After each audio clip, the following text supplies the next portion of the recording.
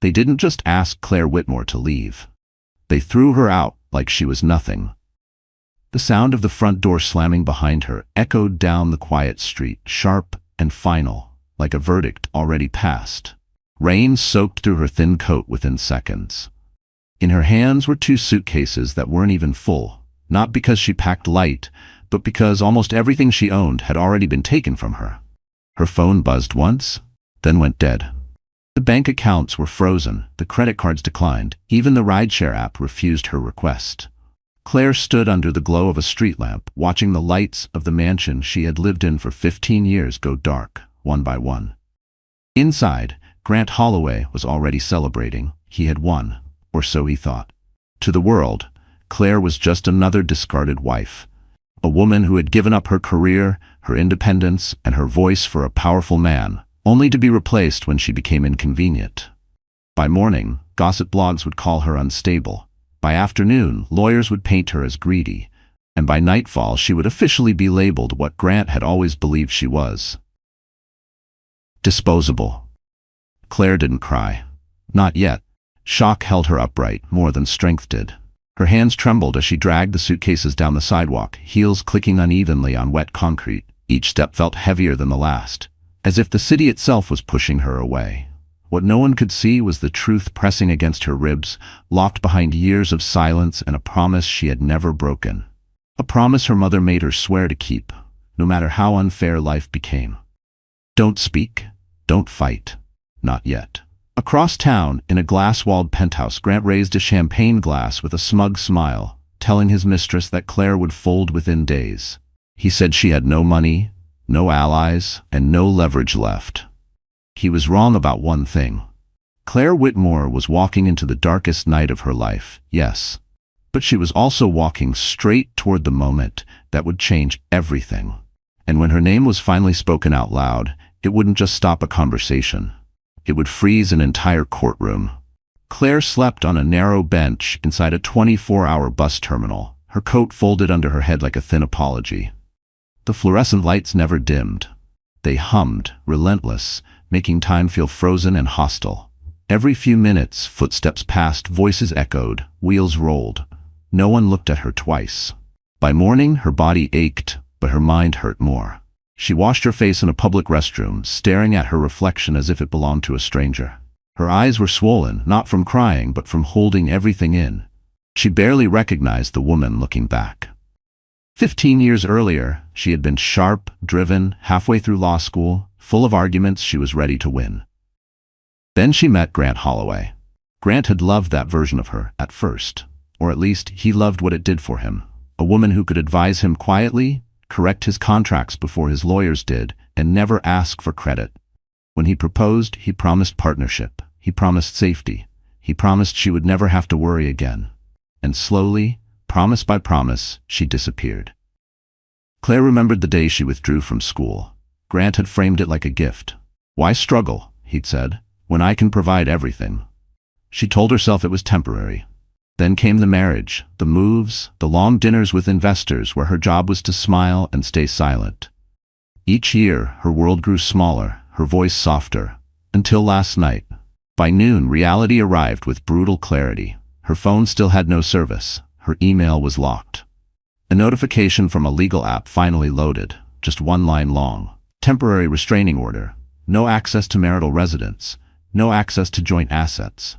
Claire's hands shook so badly she dropped the phone. She tried to call the one lawyer she trusted. Straight to voicemail. She emailed. The message bounced back.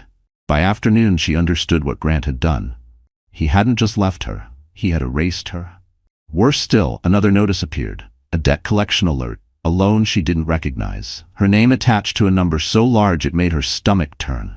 She scrolled through the documents in disbelief. Her signature was there. Or something close enough to pass. This wasn't divorce. It was a trap. Claire stepped outside, the city roaring around her, and for the first time since the door slammed shut behind her, panic broke through. If this stood, she could lose more than money. She could lose her freedom. And if she lost this fight, she could lose her child forever. Grant knew exactly what he was doing. He had built his empire by crushing uncertainty, and now he was turning that skill on her.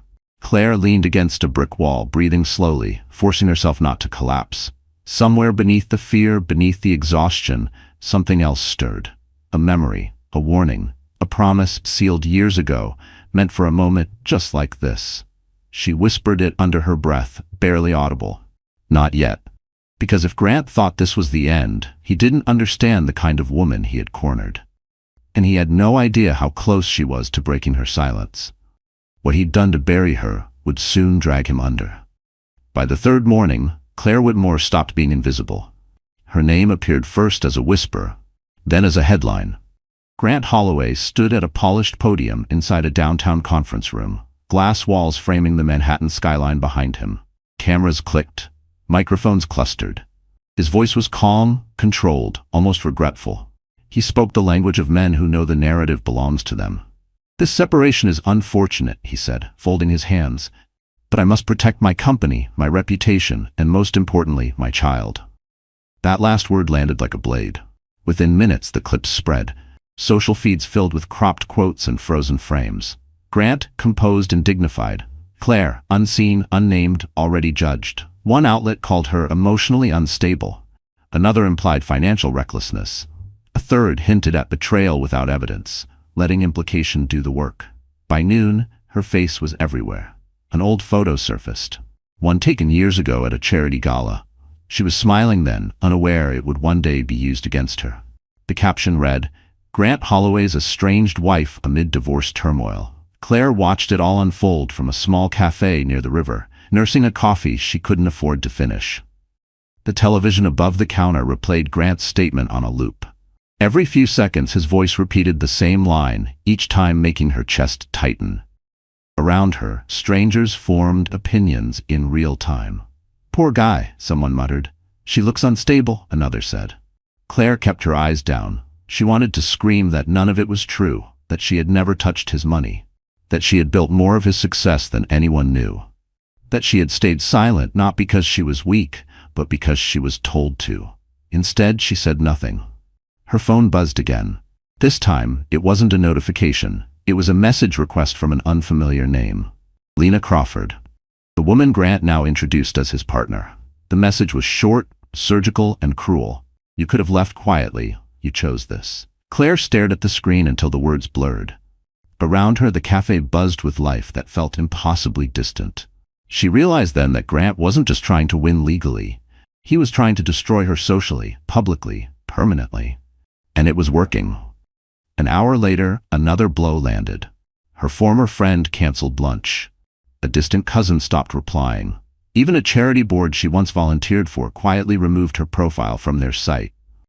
One by one, doors closed, not with noise but with polite silence. By evening, Claire walked along the river, the city glowing as if nothing had changed. She had never felt smaller. Not when she left school, not when she signed away control, not even when the door slammed behind her. This was different. This was erasure.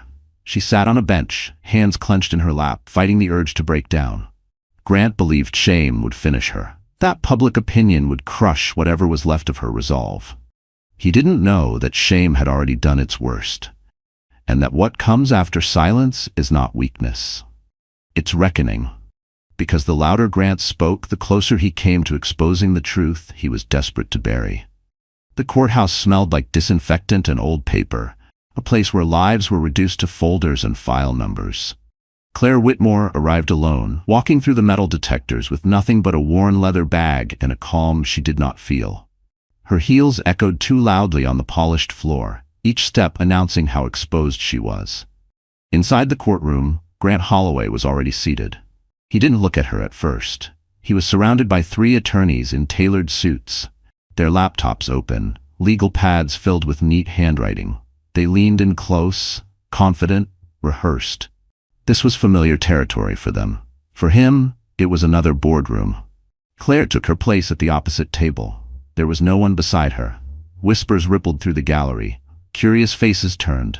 Some recognized her from the news, others from social media clips stripped of context and mercy. Claire felt the weight of their judgment press against her back, but she kept her eyes forward. The judge entered. Formalities followed. Dates were read. Motions were listed. Claire understood every word. That was the cruelest part. She knew exactly how badly this was going. Grant's lead attorney stood first. He spoke smoothly, respectfully, painting a picture that was almost convincing. A powerful executive protecting his company, a father concerned about instability, a wife, he suggested carefully, who was emotionally compromised and financially irresponsible. Claire clenched her hands under the table. Then came the issue of custody. The attorney slid documents across the bench, each one another blow. Missed payments, unverified debts, allegations presented as facts. Claire opened her mouth to speak, but the judge raised a hand. "Miss Whitmore," the judge said evenly, "do you have representation today?" Claire swallowed. "No, Your Honor." A pause, not unkind but final. The ruling came swiftly. Temporary custody to Grant, restricted access pending review. Claire felt the words hit her chest like blunt force. The room blurred at the edges as the gavel struck. Just like that, it was done. Grant finally looked at her then. His expression was composed, almost sympathetic, but there was something else beneath it. Satisfaction. He stood as the judge exited, buttoning his jacket with deliberate calm. As he passed Claire, he leaned in just enough for her to hear. "I told you," he said quietly. "You should have stayed quiet." He walked away without looking back. Claire remained seated long after the room began to empty. The bench felt cold beneath her palms. She stared at the place where Grant had stood, her ears ringing, her throat tight. Losing the house had hurt. Losing her name had cut deeper. But this was devastation. Outside, reporters waited, hungry and relentless. Claire slipped out through a side corridor, her heart pounding as if it might break free. In the stairwell, she finally let herself lean against the wall, breath shaking. This was what Grant wanted. Total collapse. No support, no leverage, no future. And yet somewhere beneath the grief and fear, a familiar voice echoed in her memory. Steady, certain. When you lose everything, you are finally allowed to move. Claire straightened slowly, wiping her face with the back of her hand. She wasn't finished, not even close, because the man who just took her child had no idea how close he was to signing his own undoing. Claire expected silence. What she didn't expect was betrayal to come from the one place she still trusted. The email arrived just after sunset, when the city outside her cheap motel room glowed in muted orange and gray. She had been sitting on the edge of the bed, staring at the custody paperwork again, reading the same lines until they stopped making sense. The subject line froze her fingers mid-movement. Regarding your case. It was from Martin Keller, her former attorney. The only lawyer who had known her before Grant rewrote her life. The man who once told her, with genuine concern, that she deserved better than silence. Her hands trembled as she opened it. Claire, due to newly disclosed information, I can no longer represent you. I advise you to consider settling quickly. This is not a battle you can win. No explanation. No call. Just a quiet withdrawal wrapped in legal language. Her stomach dropped. Minutes later, her phone buzzed again. This time, it was a notification from the court portal. A document had been submitted under her name, a sworn statement, one she had never written. She opened it, heart racing, eyes scanning the page in disbelief. It was a confession, or something meant to look like one, an admission of financial recklessness, emotional instability, a recommendation that custody be permanently limited. At the bottom was a signature, hers, or close enough. Claire felt the air leave her lungs. She read it again, slower this time, her mind struggling to keep up. The phrasing was precise, calculated, the kind of language lawyers used when they wanted a judge to stop asking questions. Martin Keller had filed it. The room seemed to tilt. Claire stood up too fast, her vision blurring as panic surged through her chest. This wasn't just unfair, this was criminal, and it meant something far worse than losing a case. It meant Grant had gotten to him. Her phone rang. A number she didn't recognize. Against her better judgment, she answered. "Claire," Martin said, his voice low and strained. "I'm sorry. I really am." "For what?" she asked, though she already knew. "There are things you don't understand," he said quickly. "You're up against resources you can't imagine. Powerful people. If you keep pushing, this will get uglier." "You filed a false statement in my name," she said, her voice steady in a way that surprised even her. "You destroyed my credibility." A pause. Then, quietly, "I did what I had to do." The line went dead. Claire sank back onto the bed, shock giving way to something colder. Grant hadn't just built a legal wall around her. He had poisoned the ground beneath her feet. Any lawyer who touched her case would see that document first. Any judge would question her sanity before hearing her truth. This was the move that was supposed to finish her. She stared at the wall, breathing slowly, feeling the weight of it all pressed down. Alone. Discredited. Cornered. Even the system she once believed in had turned its back on her. For a long moment, she considered giving up. Then she remembered her mother's face. The way her voice never wavered when she said, "If they betray you this deeply, it means you're standing in the right place." Claire picked up her phone again. Her fingers hovered over a number she had memorized but never used, a number she was told to call only when there was truly nothing left to lose. She hadn't called it yet, but after tonight, she knew. Because when even the law turned against her, Claire was finally ready to unlock the truth that would tear Grant's world apart. The notice arrived at dawn, stamped in cold, official language that left no room for misunderstanding. Claire read it once, then again, her hands steady while her pulse roared in her ears. A civil claim, an outstanding loan, her name listed as the primary guarantor. The amount was staggering, the kind of number that didn't just threaten comfort, but freedom. She sat on the edge of the motel bed, sunlight leaking through thin curtains, and tried to piece together how it had happened. The dates didn't line up. The signatures were wrong. Yet everything else looked terrifyingly real. Bank letterhead, notary seals, a timeline that placed the loan approval squarely during the final year of her marriage. Grant's final move was suddenly clear. If the court believed this debt was hers, she wouldn't just lose custody. She could face criminal charges for fraud. Her credibility, already cracked, would shatter completely. No judge would trust her. No lawyer would risk touching her case. And Grant would walk away clean, shaking his head sadly, as if she'd done this to herself. Claire closed her eyes and forced herself to breathe. She remembered nights sitting at the kitchen table while Grant reviewed contracts, asking her to just take a look. He'd said it casually, affectionately. "You're better at this than my people," he'd joked. She'd corrected clauses, flagged risks, explained consequences he pretended not to understand. Somewhere in those late hours, he had learned exactly how to weaponize her competence against her. Her phone buzzed again. This time, it was a voicemail notification from an unknown number. She pressed play. "Miss Whitmore," a man's voice said, professional and clipped. "This is regarding the outstanding balance associated with your account. Failure to respond within 72 hours will result in further legal action." 72 hours. Claire laughed softly, the sound thin and humorless. 3 days to prove a lie she hadn't known existed. 3 days with no money, no lawyer, and a reputation already painted as unstable. Grant hadn't just set a trap, he'd timed it perfectly. She stood and paced the small room, memories colliding with the present. The careful way Grant always framed decisions as protection. The way he insisted on handling finances so she wouldn't have to worry. The way he'd smiled when she finally stopped asking questions. This was the price of trust. By midday, fear gave way to something sharper. Anger, yes, but also clarity. Claire began listing everything she still had. Her memory, her training, her ability to read between lines. And one last thing she had protected all these years without fully understanding why. A name. She opened her bag and pulled out a slim envelope she had carried from place to place for years. Unopened, untouched. Her mother's handwriting stared back at her, familiar and steady. Inside was a single card and a number written in ink that had slightly faded with time. "Call only when there is no other way." Claire held the card between her fingers, the weight of the moment settling over her. Grant believed the debt would crush her before she could stand. He believed she was alone. He was wrong. She picked up her phone, hesitated only once, then began to dial. The line rang. Once, twice. On the third ring, someone answered. "Whitmore Trust," a calm voice said.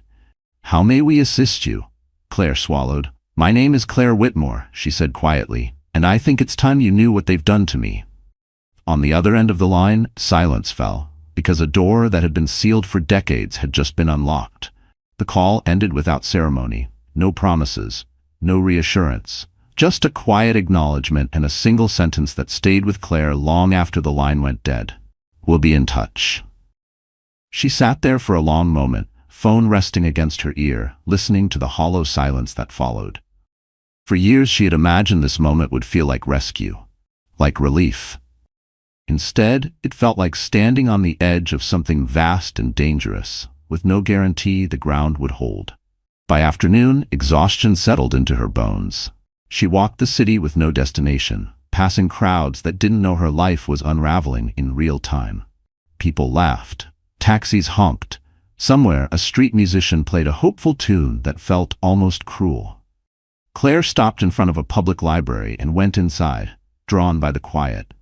She sat at a long wooden table, spreading out the papers she carried like evidence from a crime scene. The debt notice, the forged statement, the custody ruling. Each document told the same story from a different angle. "You are losing." She traced the edge of the envelope her mother had left behind, remembering the day it was given to her. She had been barely 20, angry and stubborn, convinced she didn't need anyone's protection. Her mother had pressed the envelope into her hand anyway. "You won't need this for a long time," she'd said, "and I hope you never do." Claire had nodded, tucked it away, and built a life that seemed safe enough to make it unnecessary. Now, sitting alone in the library, she understood the weight of that moment. Her mother hadn't been planning for failure. She had been planning for betrayal. As the afternoon faded into evening, Claire's phone buzzed again. An email notification this time. Her heart jumped before she could stop it. But it wasn't the call she expected. It was another article. Grant had done another interview. This one was softer, more personal. He spoke about heartbreak, about difficult decisions, about how some people, he said gently, couldn't handle pressure and lashed out when things didn't go their way. He never said her name, but he didn't have to. The comments were worse than the article. She should just accept it and move on. Sounds like she's hiding something. Poor kid, having a mother like that. Claire closed her eyes, the words burning behind them. Grant wasn't waiting for the law to finish her. He was shaping the world's opinion so thoroughly that when the truth came out, no one would want to hear it. That was when fear finally gave way to resolve. If she stayed silent now, she would disappear entirely. Not just from Grant's life, but from her own.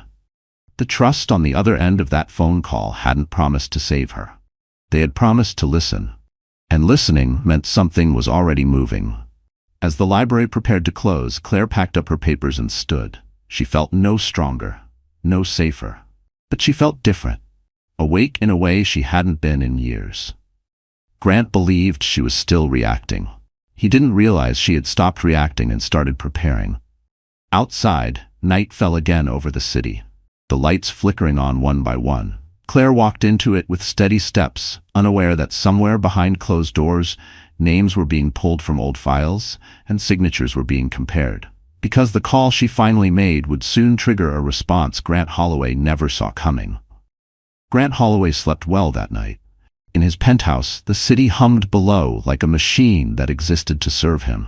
Morning light poured through floor-to-ceiling windows, glinting off steel and glass, reflecting a life carefully curated to look untouchable. Grant stood in a tailored shirt, coffee in hand, scrolling through headlines with a satisfied calm. Everything was going exactly as planned. The narrative had settled. Investors were reassured. The board was quiet. The press had moved on from questions to conclusions. Claire Whitmore, his soon-to-be ex-wife, had been reduced to a cautionary tale whispered at brunch tables and executive lounges. He smirked. In the kitchen behind him, Lena Crawford leaned against the counter, scrolling through her phone, already dressed for the day. She had moved in quickly, confidently, as if the space had always belonged to her. Grant liked that about her. She didn't hesitate. She didn't ask permission. "You're trending again," Lena said lightly. Sympathy angle worked better than expected. Grant took a sip of coffee. Of course it did. He adjusted his cuff, watching his reflection. Years of control had taught him one truth above all else. People believe what you say if you say it first, calmly and with confidence. Claire had waited too long. Silence had buried her.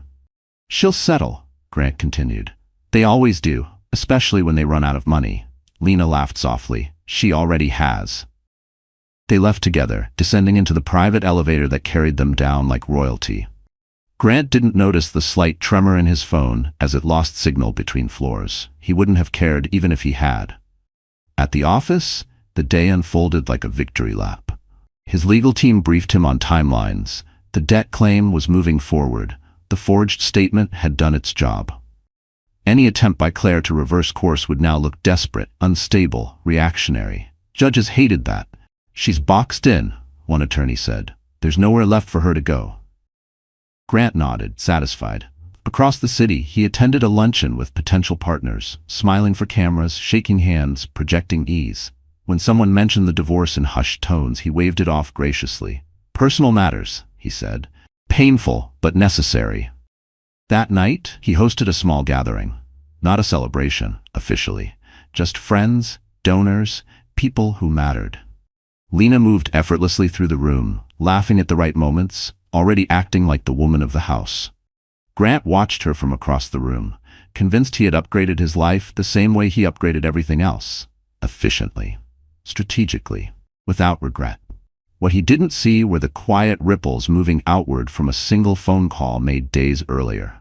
He didn't hear the discussions happening behind closed doors. He didn't know that names long buried had resurfaced, or that documents thought destroyed were being pulled from archives. To Grant, the game was over. Claire was finished. He raised his glass, offering a toast about new beginnings and hard choices. The room responded with polite applause, unaware they were standing on ground that was already shifting beneath their feet. Grant smiled, utterly convinced of his own invincibility. And that certainty would soon become the most dangerous mistake of his life. The second hearing was scheduled with brutal efficiency. Claire received the notice the night before, buried among automated court emails and legal alerts that read like warnings rather than information. It wasn't a trial. Not yet. It was a procedural review, the kind meant to finalize what had already been decided. A closing door disguised as formality. She arrived early, dressed simply, her posture calm despite the storm tightening inside her chest. The courthouse felt colder this time, less curious. People no longer whispered when she walked by. They barely looked at her at all. That scared her more than judgment. Grant Holloway entered minutes later, confident as ever. His legal team surrounded him like a shield, murmuring updates, nodding along. He glanced at Claire once, just long enough to confirm she was still alone. The satisfaction flickered across his face before disappearing behind practiced indifference. He took his seat without hesitation.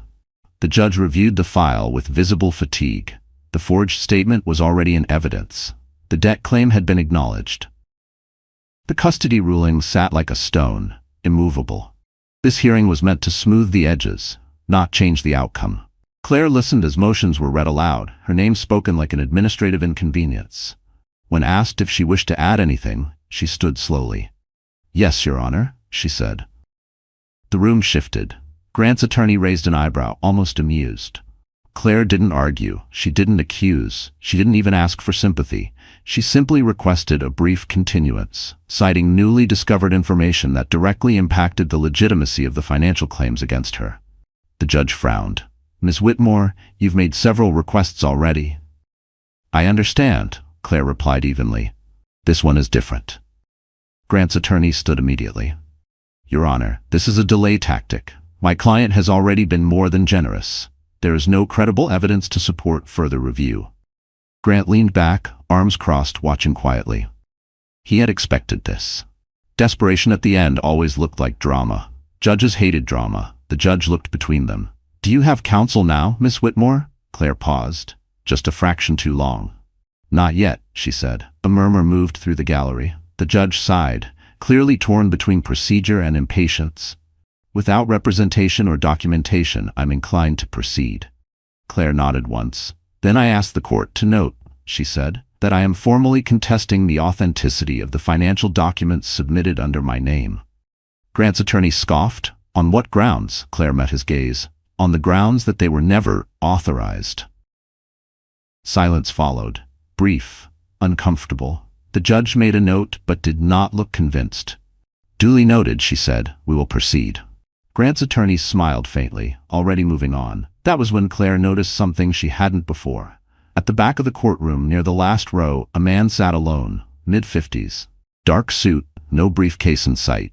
He hadn't been there during the first hearing. He wasn't watching the judge. He was watching her. Their eyes met for a split second. The man gave the slightest nod. Not reassurance. Recognition. Claire's breath caught. Before she could process it, the judge announced a short recess. People stood. Conversations sparked. Grant's team gathered around him, confident, relaxed. The man in the back rose and moved toward the exit, passing Claire without a word. But as he did, he slipped something onto the table beside her. A folded card. Claire's fingers closed around it instinctively. On the front, written in neat, precise handwriting, were 4 words that made her pulse spike. "We are now involved." And for the first time since this nightmare began, Claire knew the ground beneath Grant Holloway was no longer solid. The courtroom settled back into its seats after the recess, but the air felt different now. Thicker. Charged. Claire sat perfectly still, the folded card hidden beneath her palm like a secret with weight. She didn't look back toward the doors. She didn't need to. Whatever had just stepped into her life wasn't leaving again. Grant returned to his chair, relaxed, whispering something to his lead attorney. He glanced at Claire, noticing nothing unusual, and smirked as if the last few minutes had only confirmed what he already believed. This was a formality, a slow walk to the end. The judge cleared her throat. "Let's continue." Grant's attorney stood immediately, resuming with confidence. He reiterated the financial claims, the alleged debts, the instability. Each word stacked neatly on top of the last, forming a wall Claire was clearly meant to crash into. He concluded by requesting the court move forward without delay. "Miss Whitmore," the judge said, turning toward her, "this is your final opportunity to respond before the court proceeds." Claire rose. For a brief moment, her knees threatened to give out. Then she remembered the card, the nod, the words written so calmly as if this outcome had always been expected. "Yes, Your Honor," she said. "I would like to introduce counsel." The courtroom stilled. Grant's attorney blinked. "Counsel?" he repeated, unable to hide the edge in his voice. Before the judge could respond, a chair scraped softly against the floor at the back of the room. The man Claire had noticed earlier stepped forward, unhurried, deliberate. Every step he took drew attention without demanding it. He stopped beside her, placing a leather folio on the table. "Good morning, Your Honor," he said.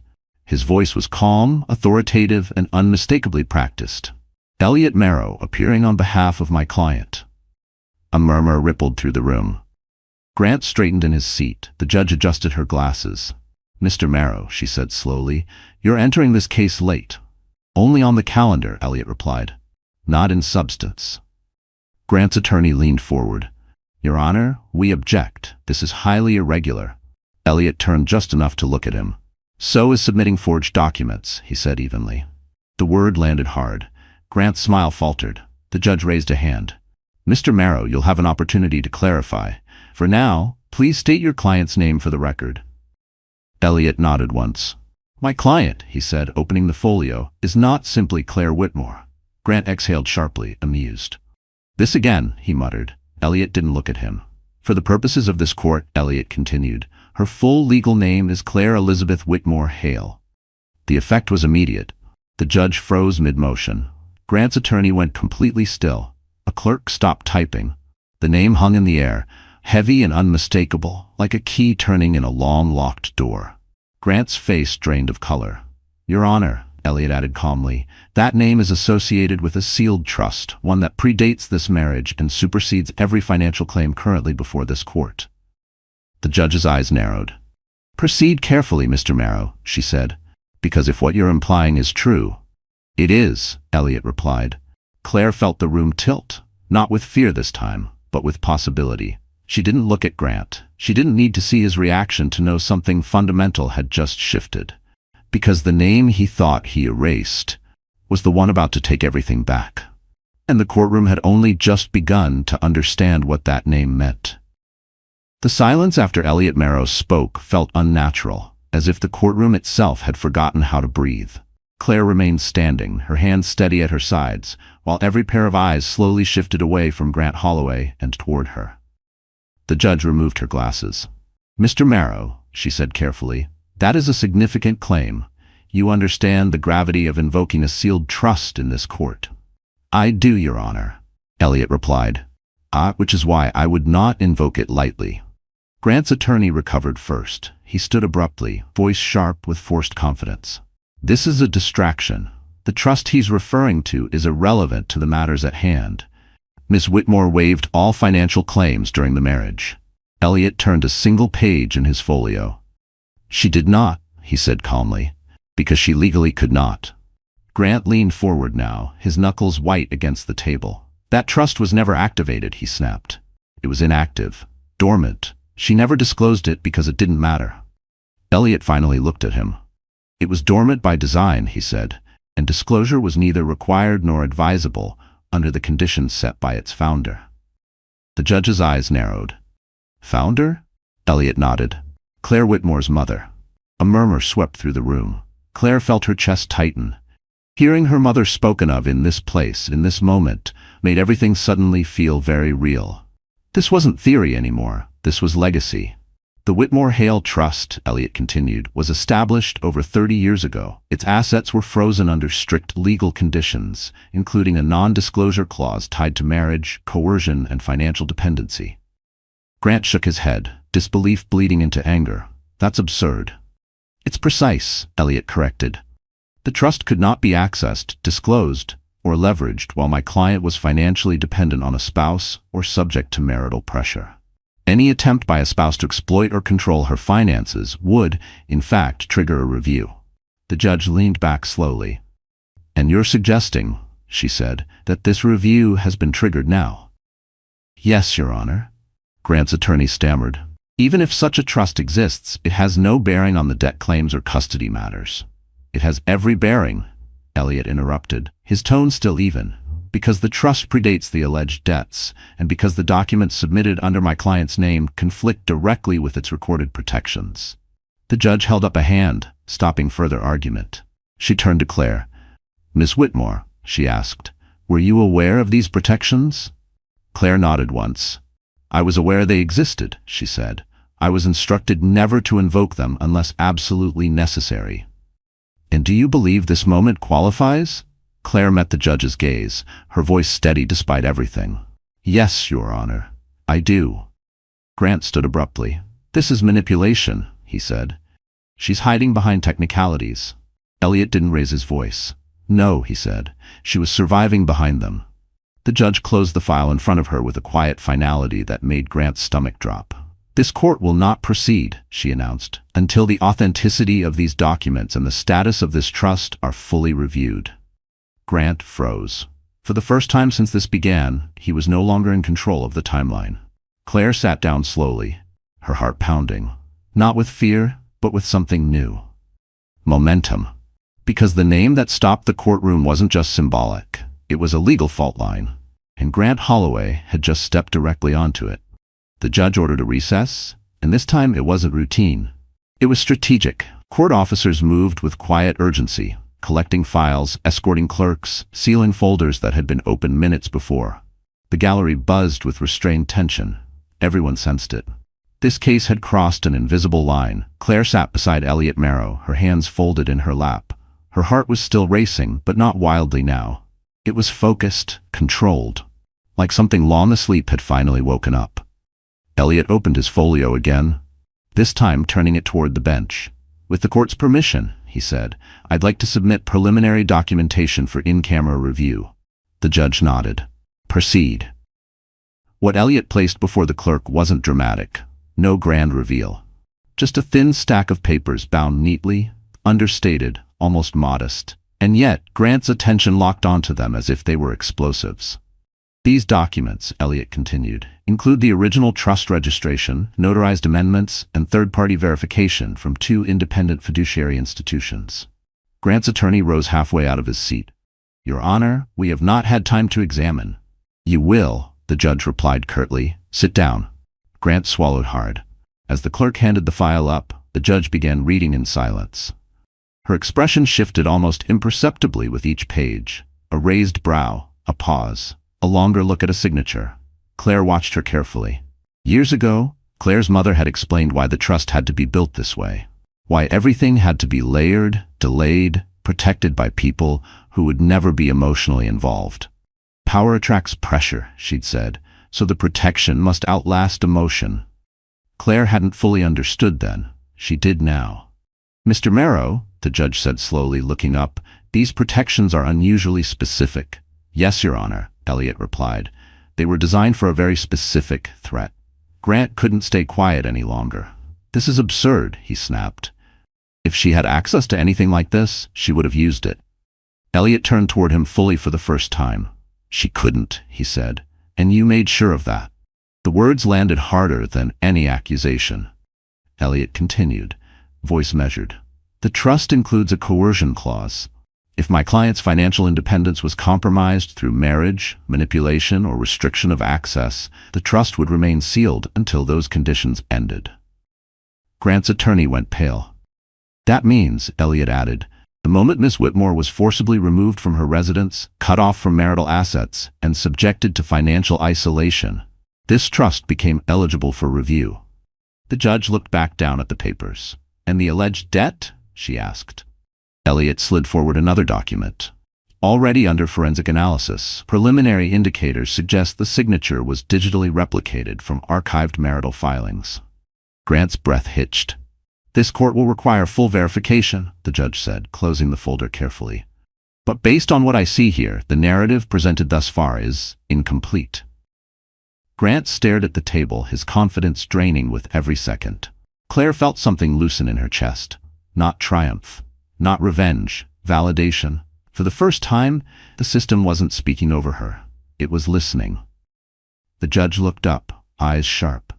"This hearing is adjourned," she said. "And Mr. Holloway, do not assume this court will move quickly in your favor again." Grant didn't respond, because the documents he thought would never surface were now in the hands of the one person he couldn't control. And the paper trail he'd buried years ago was about to tell a very different story. The envelope arrived the next morning, delivered not by mail but by hand. Claire was sitting in a quiet conference room inside Elliot Marrow's office, the city visible through tall windows that muted the noise of Manhattan into a distant hum. She hadn't slept much. Momentum carried her forward, but exhaustion lingered in her bones like a warning. Elliot entered without a word and placed the envelope gently on the table between them. Claire recognized it instantly. The paper was old, thicker than modern stationery, the edges slightly worn, as if it had been handled many times but never opened. Her mother's handwriting stretched across the front, steady and unmistakable. Her chest tightened. "I didn't know this existed," Claire whispered. Elliot nodded. It was held under instruction, to be released only if the trust was challenged under coercive circumstances. Claire's hands hovered over the envelope. For a moment she couldn't bring herself to touch it. Her mother had been gone for years. The grief had settled into something manageable, something quiet. This threatened to tear it open again. She broke the seal. Inside was a single letter, folded once, the ink slightly faded but still clear. "My Claire, if you're reading this, then the life I hoped you'd never have to endure has found you anyway." Claire swallowed hard.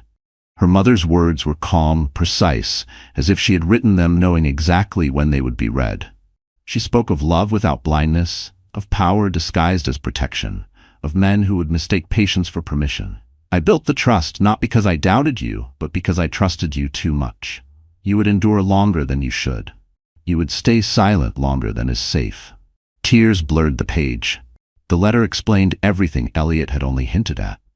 The conditions, the delays, the reason Claire had been urged to live simply, to depend on no one fully, to never reveal what lay beneath her name. It wasn't secrecy born of fear, it was strategy. "If someone ever tried to erase you," her mother wrote, "let the system speak for you. Let the truth arrive without your voice shaking." Claire let out a shaky breath. At the bottom of the letter was one final paragraph, written more firmly, the pen pressed harder into the paper. "When the time comes, do not seek revenge. Seek restoration. What is yours will return. What is not will fall away on its own." Claire closed her eyes, tears slipping free at last. Elliot remained silent, giving her the space she needed. When she finally looked up, her expression had changed. The grief was still there, but it was anchored now, held by purpose. "This letter," Elliot said carefully, "will be entered into record, not as evidence of wealth, but of intent." Claire nodded. "She planned for this." "Yes, he said, "and she planned for you to survive it." Across the city, Grant Holloway sat in his office, unaware that a voice he had never heard was about to dismantle the story he'd built. He had believed the past was buried, that death erased loose ends.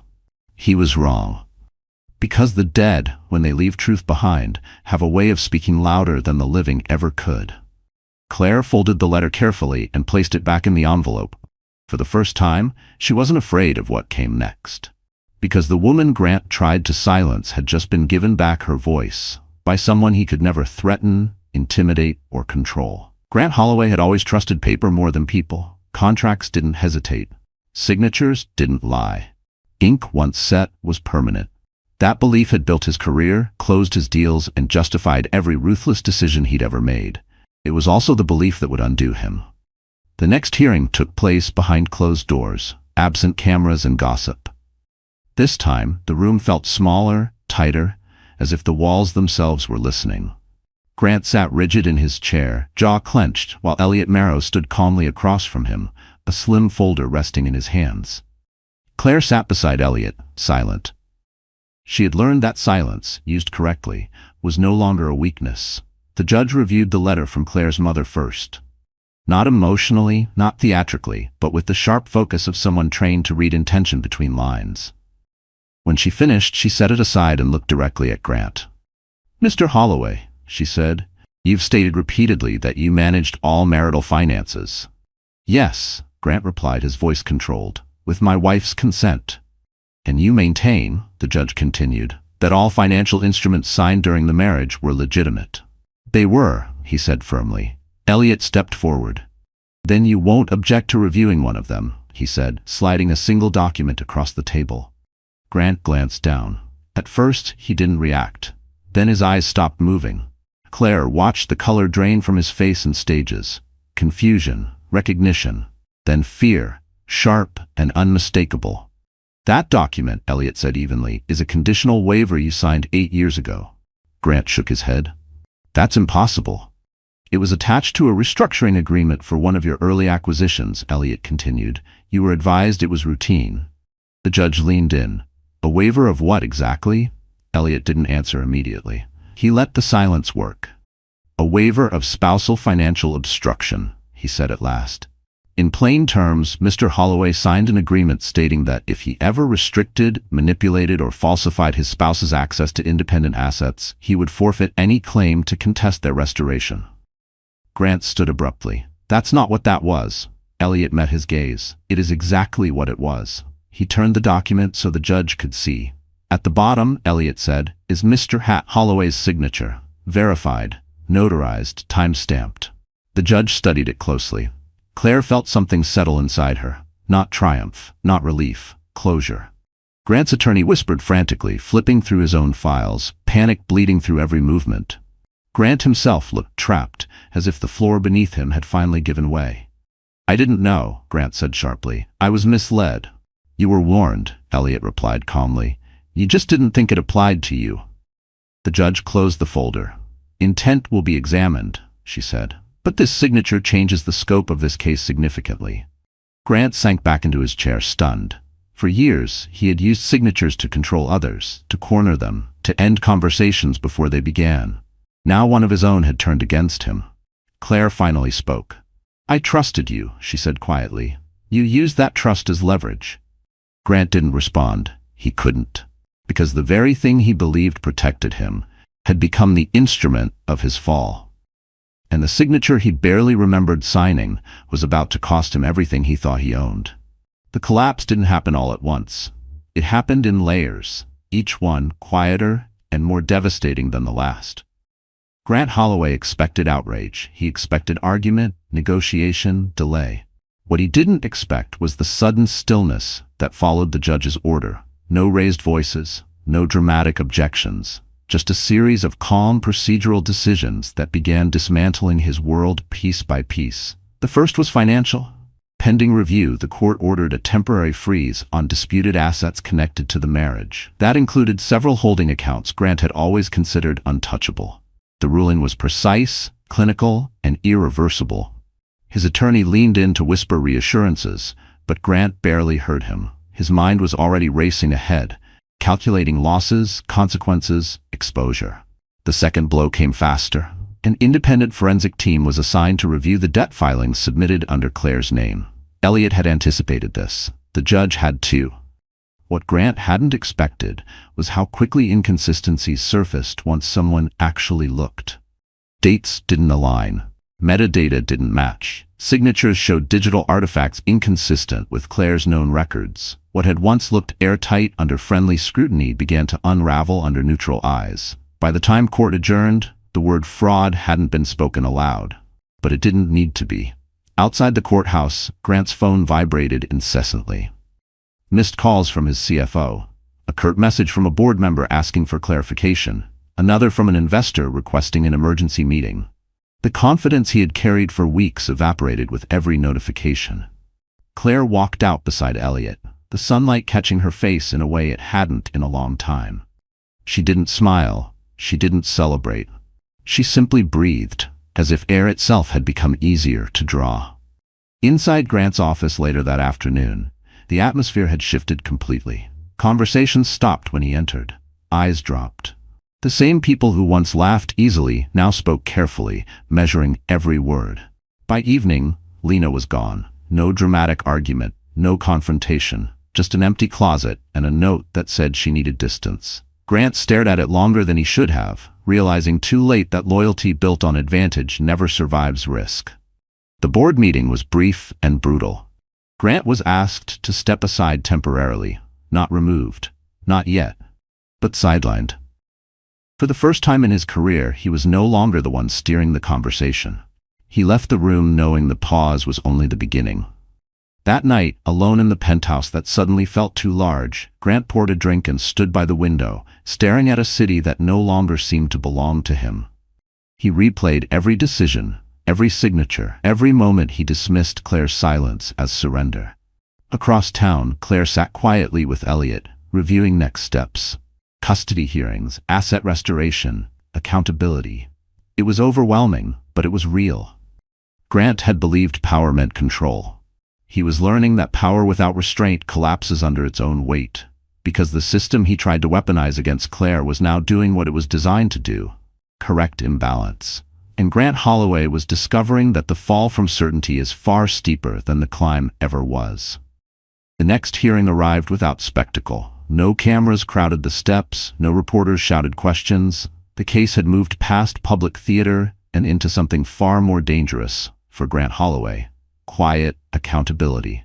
Claire sat at the table beside Elliot Marrow, her posture relaxed but alert. She wore no statement pieces, no armor disguised as elegance. She didn't need them anymore. The room had changed, and so had the way people looked at her. Not with pity, not with suspicion, with attention. Grant entered late. He looked smaller than before, his confidence frayed at the edges. The man who once filled rooms now seemed to take up space reluctantly, as if hoping not to be noticed. His legal team had thinned. Only his lead attorney remained, flipping pages with forced precision. The judge reviewed the updated findings methodically. Forensic analysis had confirmed the debt documents were falsified. The signature had been digitally reconstructed using marital records. The timeline was manufactured. The intent, while still under review, was no longer ambiguous. Grant stared straight ahead, jaw locked. Then came the question everyone expected Claire to answer. "Miss Whitmore," the judge said, "given these findings, you may pursue damages, sanctions, and criminal referral." The room waited. Grant's attorney tensed. Grant himself finally looked at her, eyes sharp with something close to fear. This was the moment he'd imagined differently. The moment she would strike back. Claire stood slowly. She felt every eye on her, but she didn't rush. When she spoke, her voice was calm, steady, and unmistakably her own. "Your Honor," she said, "I'm not here to punish anyone." Grant blinked. "I'm here to correct what was taken from me," Claire continued. "My name, my credibility, my relationship with my child." A murmur moved through the room. Elliot watched her closely, ready to step in if needed. But Claire didn't look at him. She didn't need guidance now. "I'm requesting restoration," she said, "not retaliation." Grant's attorney exhaled slowly, unsure whether to feel relieved or unsettled. The judge nodded. "Be specific." Claire didn't hesitate. Full dismissal of the fraudulent claims against me. Immediate restoration of custody rights pending review, and acknowledgement by this court that the financial narrative presented earlier was false. The judge made notes, then looked up. You're not seeking punitive damages? No, Claire said simply. Grant's head snapped toward her. For the first time his composure cracked. Why? He demanded before his attorney could stop him. Claire met his gaze. Because what you did doesn't define who I become, she said, and because living with the consequences is punishment enough. Silence followed, not awkward, not tense, decisive. The judge closed the file. This court will grant the requested relief.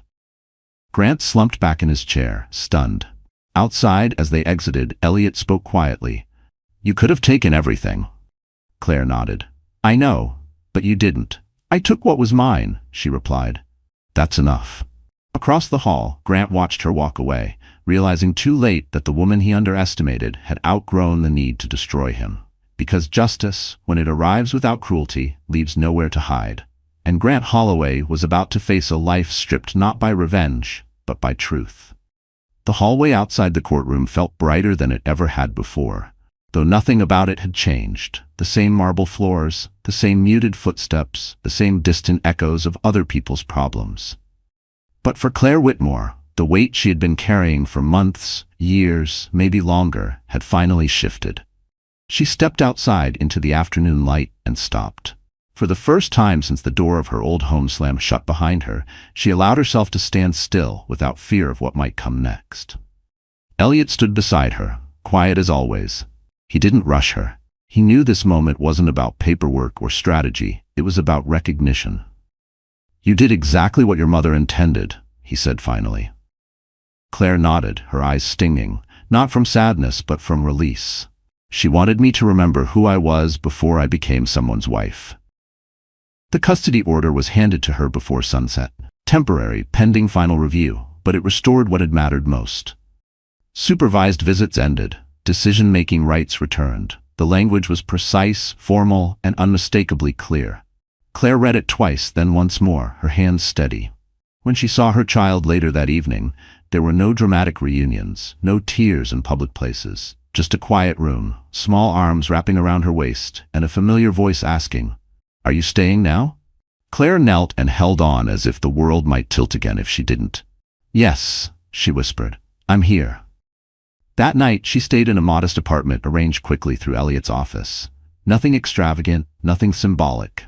Just clean walls, warm light, and space that belonged only to her. She unpacked slowly, choosing what to place where, relearning the simple power of decision. The trust paperwork arrived the next day. No confetti, no celebration. Just confirmation. Assets unfrozen. Accounts restored under her name alone. Protections activated. Oversight established. Everything her mother had built, not as a weapon, but as a safety net, now sat quietly behind her like a wall she no longer had to face. Claire didn't touch most of it. Not yet. What she did reclaim immediately was her name. Her professional record was corrected. The false statements formally withdrawn. The court issued clarification that the financial narrative previously presented had been inaccurate. It wasn't an apology, but it was close enough to matter. People noticed. Emails arrived, some cautious, some curious, some apologetic. Claire answered none of them right away. She wasn't interested in repairing bridges that had burned without hesitation. Across the city, Grant Holloway watched from a distance. He saw her leave the courthouse again days later, calm, composed, no entourage, no spectacle. He realized then that the worst part of his loss wasn't financial. It was existential. He no longer occupied space in her life at all. Claire had moved past him. That realization hollowed him more deeply than any ruling could have. Claire stood by her apartment window that evening, city lights blinking on one by one, her child asleep in the next room. She didn't feel triumphant. She felt grounded. She had lost everything. And in the process, she had gotten back exactly what she needed. Herself. But as peace settled in, one final reckoning still waited. Because some consequences don't arrive in courtrooms, and Grant's were just beginning. Healing didn't arrive like a wave. It came in fragments, unnoticed at first, tucked into ordinary moments Claire had forgotten how to value. Mornings became quieter, not empty, quiet in a way that allowed thought to exist without fear. Claire woke before the city stirred, padding barefoot across the apartment to make coffee, listening to the soft rhythm of her child's breathing from the next room. There were no schedules dictated by someone else's priorities, no tension lurking in the silence. She had forgotten what safety felt like. The apartment remained modest by design. Claire could have chosen something larger, something impressive, something that reflected the power now legally returned to her. She didn't. Space, she learned, was not measured in square footage, but in the absence of control. She began therapy again, not to unpack the court case, but to reclaim the parts of herself that had learned to minimize, to wait, to endure. Some days she spoke easily. Other days words stayed trapped behind years of practiced restraint. Both were allowed. Grant's name came up only once. "I don't want to carry him forward," Claire said quietly. "I already carried him long enough." The therapist nodded. That was enough. Weeks passed. The city changed seasons around her. Trees along the sidewalks shifted color. Daylight shortened. Life continued, indifferent to personal victories and losses. Claire found comfort in that. The world didn't pause for pain, and it didn't demand performance for recovery. She began working again, slowly. Consulting, reviewing contracts, helping small firms navigate legal gray areas without exploiting them. She chose clients carefully, trusting her instincts for the first time in years. When she said no, no one argued. At night, she read to her child until sleep came easily. There were questions, sometimes, about why things had changed, about why they lived somewhere new. Claire answered honestly, without bitterness, without details that didn't belong to a child. "We're safe," she said. "That's what matters." Across town, Grant Holloway's life grew quieter too, but not in the same way. His silence was heavy. Investigations moved forward. Invitations stopped arriving. People who once sought his attention now avoided his calls. Consequences rarely announced themselves loudly. They arrived by subtraction. Claire didn't track his fall. She didn't need to. Distance was part of healing.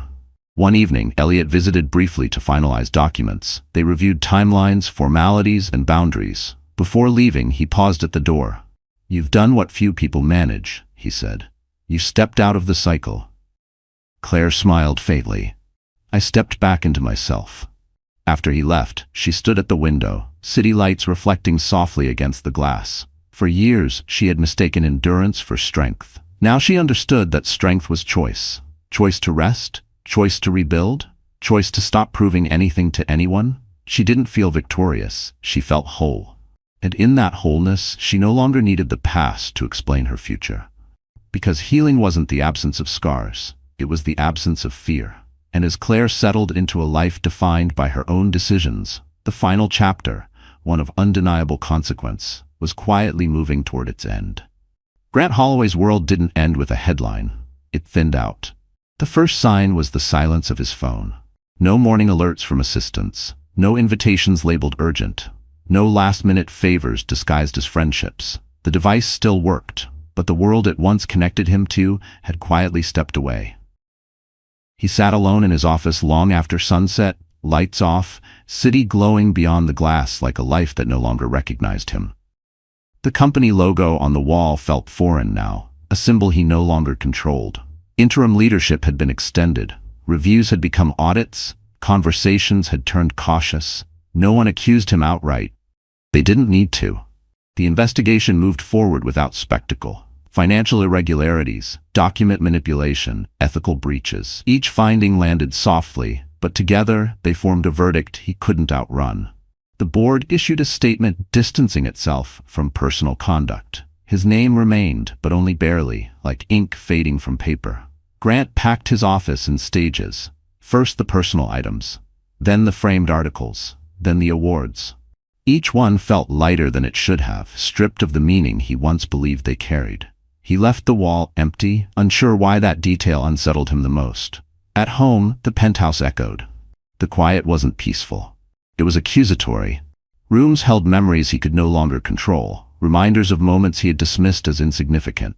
Claire's calm, her silence, the way she watched instead of reacted. He had mistaken restraint for weakness. That mistake replayed endlessly. One evening, he stood at the window where he once toasted new beginnings. The glass reflected a man he barely recognized. Older, smaller, uncertain. The certainty that once anchored him had dissolved, leaving only questions he didn't know how to answer. He thought of Claire then, not with anger, not even with regret, with disbelief. She had walked away without looking back. No speeches, no revenge, no attempts to ruin him publicly. She hadn't needed to. Her absence did the work for her. It exposed the truth he had buried beneath control and arrogance. Grant tried to reach out once.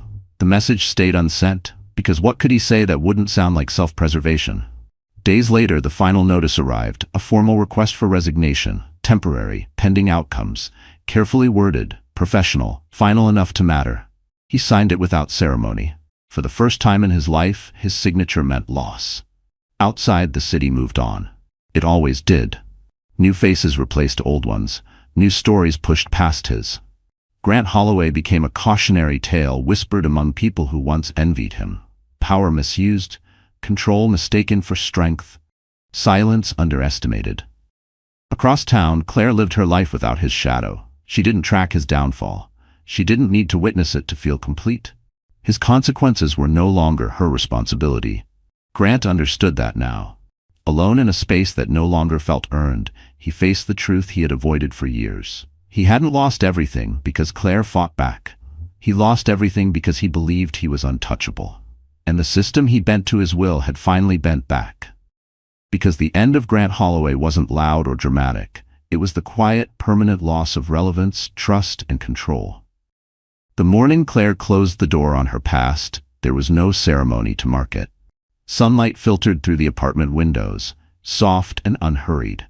The city outside moved with its usual rhythm, unaware that something final had already happened. Claire stood in the doorway of her child's room, watching sleep rise and fall in a steady, peaceful pattern. That simple sight grounded her more than any ruling ever had. She had learned that endings didn't need witnesses. Life settled into a shape that felt honest. Not perfect, not grand, honest. Claire worked on her own terms, choosing projects that mattered, declining those that didn't. Her name now carried quiet respect, not because it was defended loudly, but because it was no longer questioned. People eventually stopped asking about Grant. When his name did surface, it felt distant, like a story she'd once read but never fully lived. The scandal had faded into memory, reduced to a footnote in business circles. He no longer defined her timeline. He never truly had. One evening, as autumn light spilled gold across the room, Claire received a call from Elliot. It was brief. Administrative. The final confirmations had gone through. The trust was fully stabilized. Custody was permanent. There were no remaining legal threads. "You're free," Elliot said simply. Claire thanked him and hung up, feeling no rush of triumph. Freedom, she realized, wasn't a moment. It was a condition, one she had already stepped into. That night, she cooked dinner while her child sat at the counter, swinging legs and talking about school. The conversation wandered, as children's do, landing finally on a simple question. "Are we okay now?" Claire paused only long enough to be certain of her answer. "Yes," she said, "we are." Later, after the dishes were done and the lights dimmed, Claire stood by the window one last time. The city glowed, familiar and unthreatening.